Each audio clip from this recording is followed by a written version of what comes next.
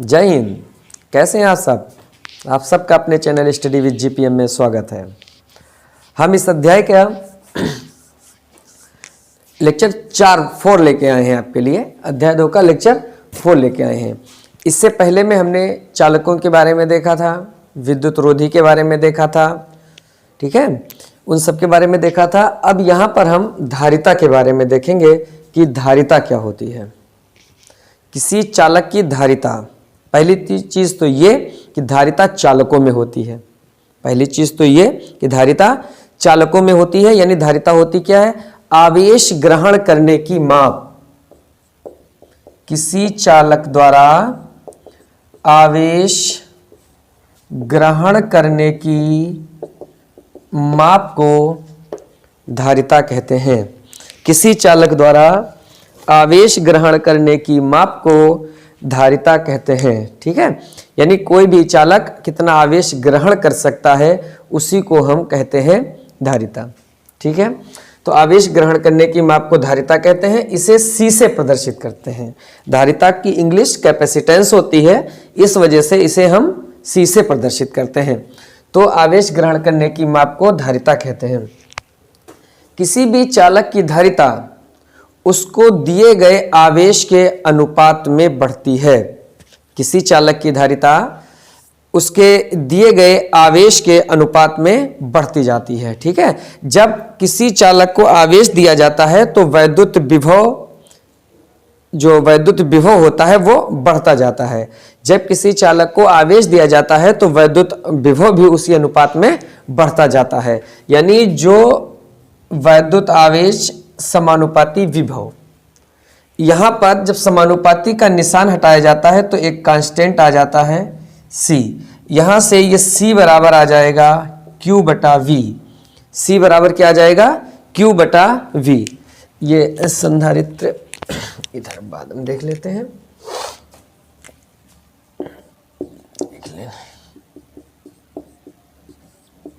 Capacitor तो उसी अनुपात में बढ़ती है, ये हुआ। तो C बराबर क्या आ गया? Q बटा V। अब इसका मात्रक देखिएगा क्या बनेगा जाके। इसका मात्रक क्या बनेगा? ऊपर है आवेश, आवेश का मात्रक जो होता है वो होता है कूलाम, और नीचे है वैद्युत विभव, वैद्युत विभव का मात्रक वोल्ट। यानी वैद्युत धारिता जो बनी है, वैद्युत धारिता का जो मात्रक बना जाके वो कूलाम बटे वोल्ट, कूलाम बटे वोल्ट या फैरेड, कूलाम बटे वोल्ट या फैरेड। तो वैद्युत धारिता का मात्रक क्या हुआ? कूलाम बटे वोल्ट या फैरेड। एक चीज और देखिएगा, इसके अन्य मात्रक भी होते हैं। अन्य मात्रक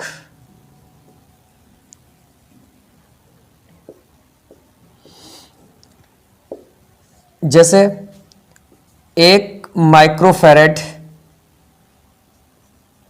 1 माइक्रोफैरेड बराबर 10 की घात -6 फैरेड। इसी तरीके से 1 नैनोफैरेड, 1 नैनोफैरेड 10 की घात -9 फैरेड। 1 पिकोफैरेड बराबर 10 की घात -12 फैरेड, ठीक है। क्वेश्चन दिए जाते हैं इनके ऊपर कि 1 माइक्रोफैरेड 10 की घात -6 फैरेड, 1 नैनोफैरेड 10 की घात -9 फैरेड, 1 पिकोफैरेड 10 की घात -12 फैरेड, ठीक है। तो वैद्युत धारिता एक आवेश ग्रहण करने की माप को वैद्युत धारिता कहते हैं। इसे C से प्रदर्शित करते हैं। इसका मात्रक जो होता है वो कूलाम बटे वोल्ट या फैरेड कहलाता है। अब इसके बाद इसकी हम विमा देखे लेते हैं। विमा क्या होती है इसकी?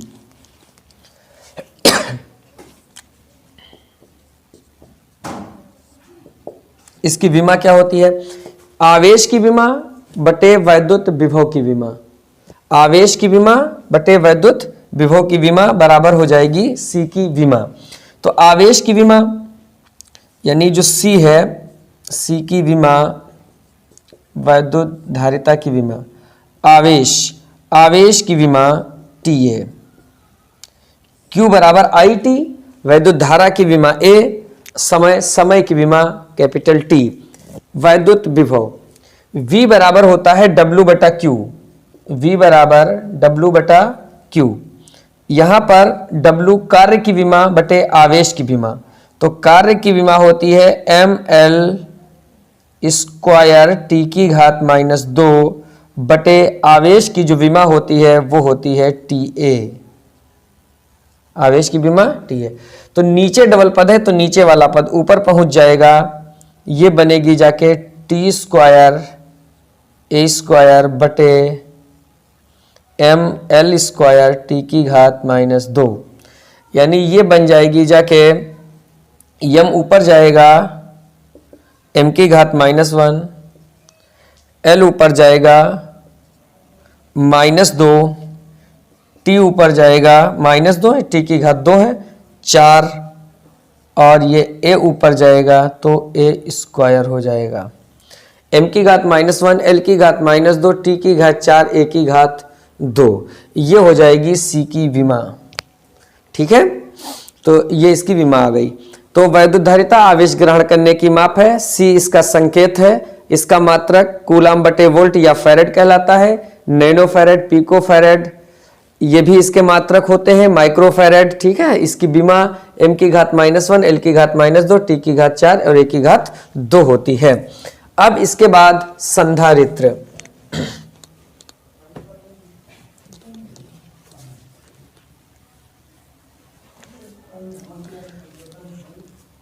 संधारित्र देखिए क्या होते हैं।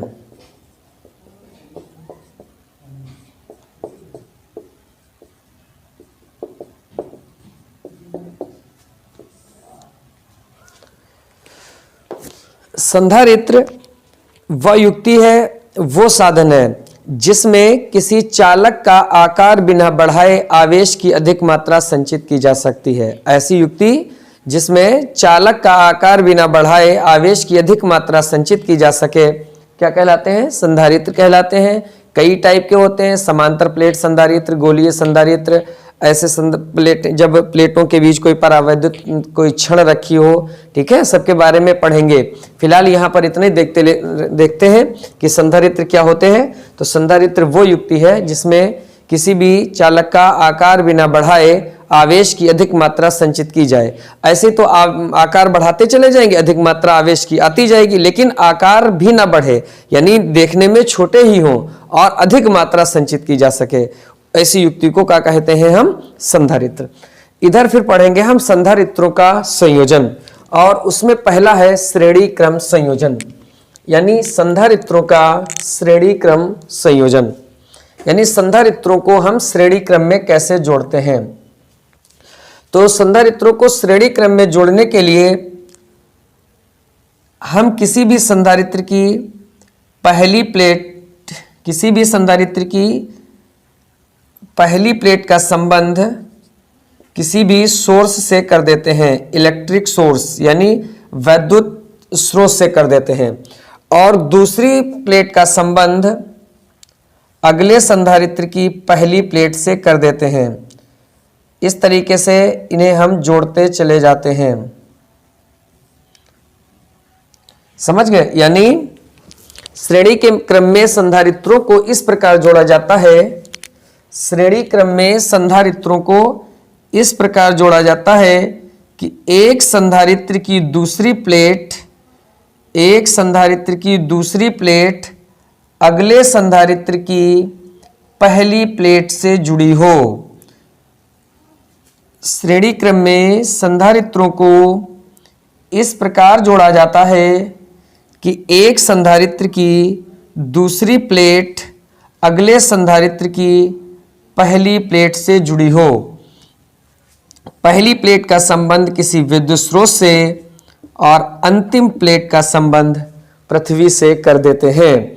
पहली प्लेट का संबंध किसी भी विद्युत स्रोत से, कोई भी इलेक्ट्रिक सोर्स से कर देते हैं, और अंतिम प्लेट का संबंध विद्युत स्रोत से कर देते हैं। ठीक है, तो श्रेणी क्रम में संधारित्रों को कैसे जोड़ा जाता है? इस प्रकार जोड़ा जाता है कि एक संधारित्र की दूसरी प्लेट अगले संधारित्र की पहली प्लेट से जुड़ी हो।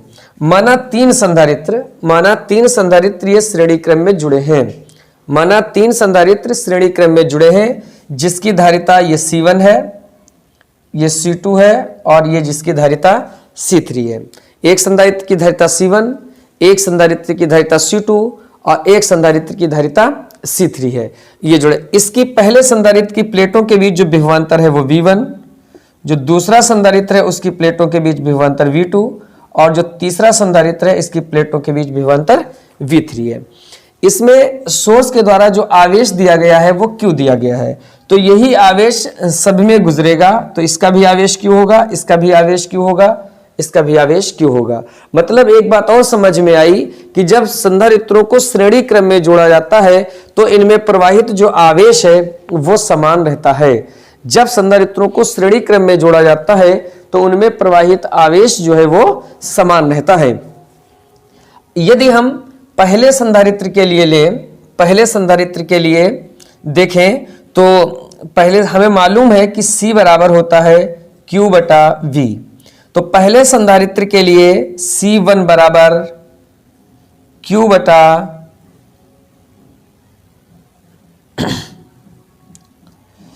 V1 बराबर, यहां से V बराबर Q बटा C हो जाएगा, चूंकि C बराबर Q बटा V होता है।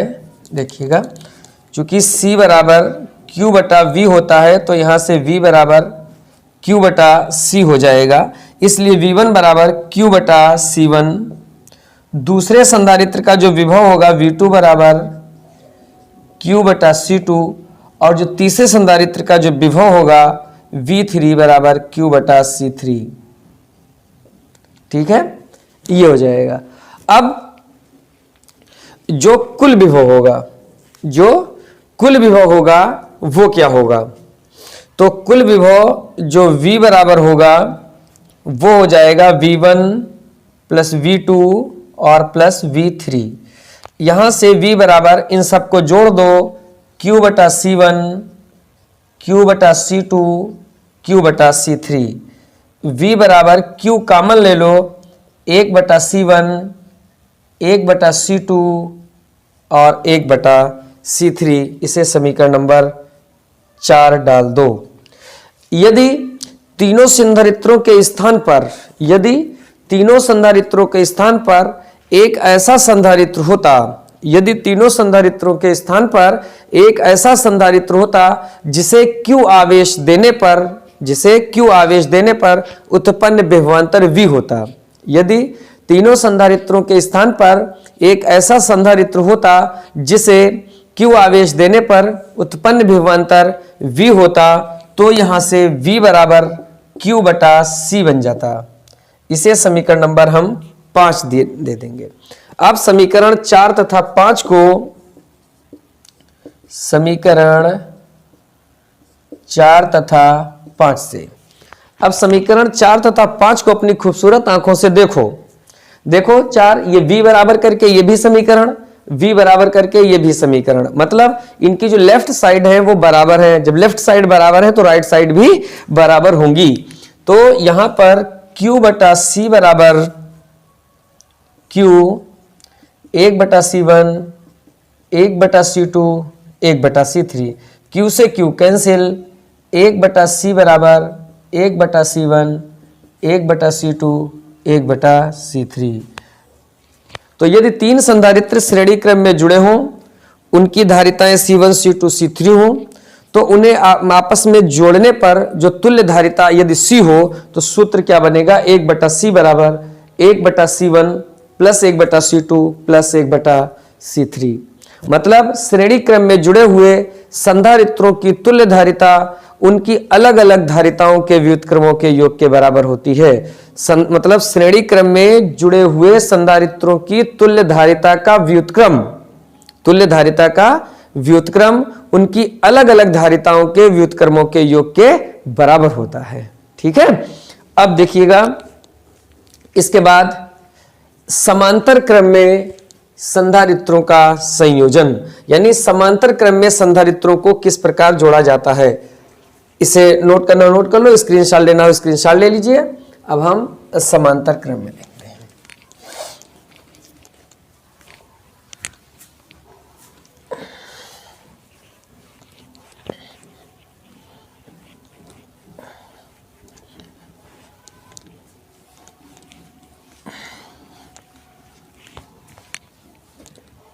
समांतर क्रम में संधारित्रों का संयोजन। देखिएगा समांतर क्रम में यानी पैरेलल जो कॉम्बिनेशन है वो कैसे होता है।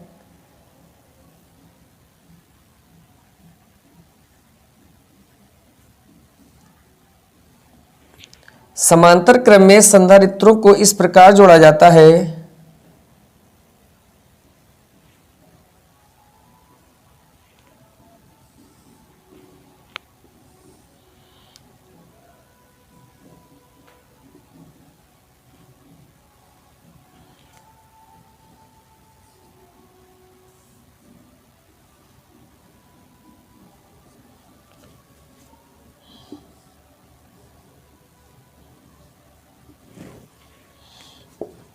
ये बी।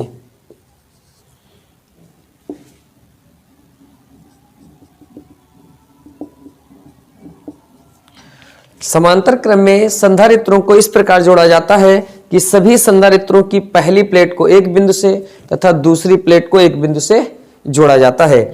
और ये तो जोड़ने का क्रम हो गया कि संधारित्रों को समांतर क्रम में किस प्रकार जोड़ा जाता है कि सभी संधारित्रों की पहली प्लेट को एक बिंदु से और दूसरी प्लेट को दूसरे बिंदु से जोड़ते हैं।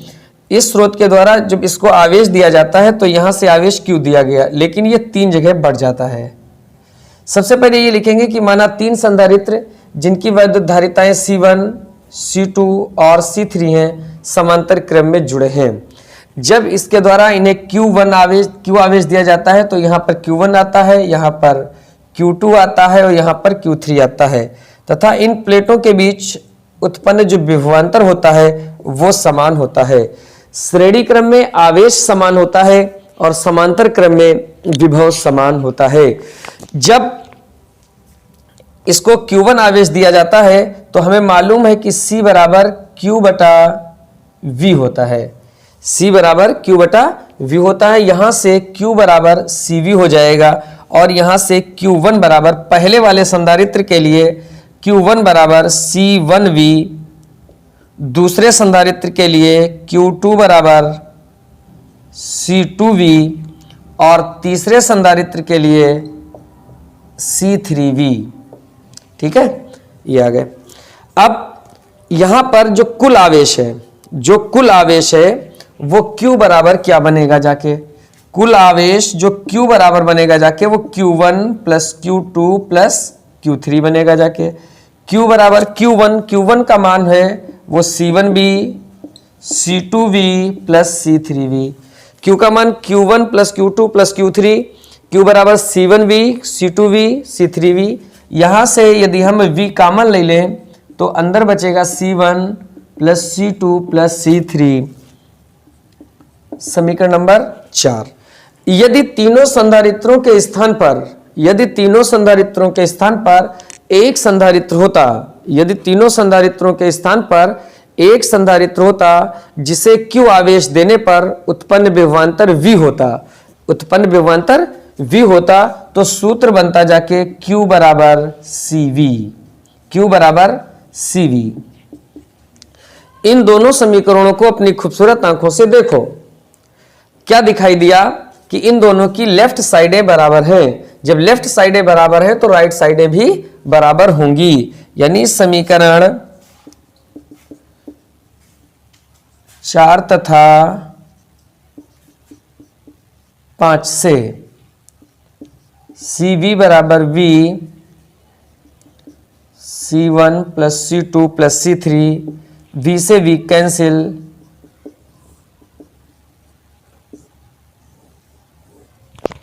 C बराबर C1 plus C2 plus C3। ठीक है, अतः समांतर क्रम में जुड़े हुए संधारित्रों की तुल्य